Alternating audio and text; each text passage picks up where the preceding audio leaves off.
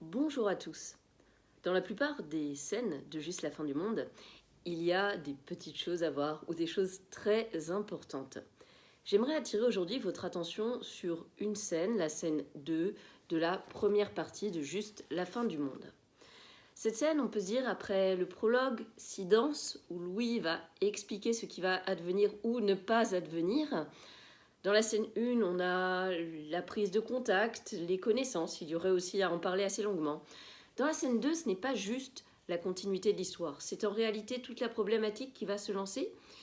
Et il y a notamment le personnage de Catherine qui ici joue un rôle très important. En effet, Catherine présente les absents. Les absents, c'est-à-dire ses enfants à elle et à Antoine. Une grande qui a 8 ans et un fils de 6 ans. Or, ce fils s'appelle Louis.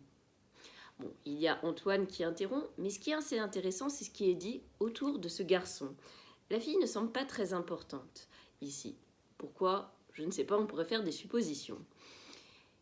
Je cite Catherine, il porte avant tout le prénom de votre père, et fatalement, par déduction, et Antoine d'intervenir, les rois de France.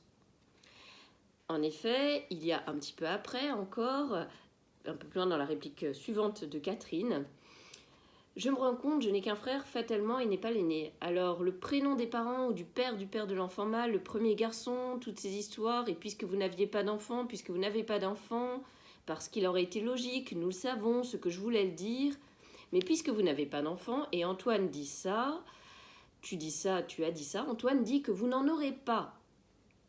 Alors ça, c'est assez intéressant, cette histoire. En effet, le deuxième enfant d'Antoine et de Catherine s'appelle Louis, exactement comme le personnage principal.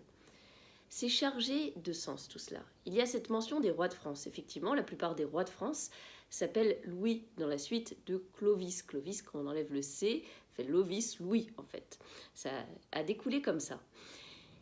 En réalité, un roi devenait roi seulement au décès du précédent, que ce soit le fils, le petit-fils, éventuellement le neveu dans certains cas. Donc là, il y a quelque chose d'assez tendu pour qu'il y ait un autre Louis et qu'on insiste sur ce prénom et pas sur celui de la fille. Est-ce que c'est déjà une succession? Est-ce que ça veut dire que Louis va mourir? Et puis, ce n'est pas tout. On dit que c'est le prénom du papa, donc le père de Louis et d'Antoine s'appelait Louis, donc là de manière assez logique, mais que donc ça doit être donné à l'aîné, au premier garçon. Donc, et là, que se passe-t-il? C'est le fils, le numéro 2, du numéro 2, d'Antoine, et non pas de Louis, ce qui aurait dû être le cas. Et Catherine dit, puisque vous n'avez pas d'enfant, mais Antoine dit que vous n'en aurez pas.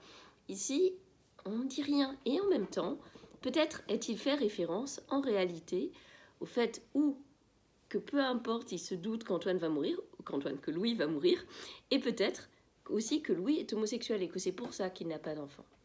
Vous voyez, pas grand-chose, quelques mots, mais qui sont extrêmement importants pour notre parcours. Crise personnelle, crise familiale.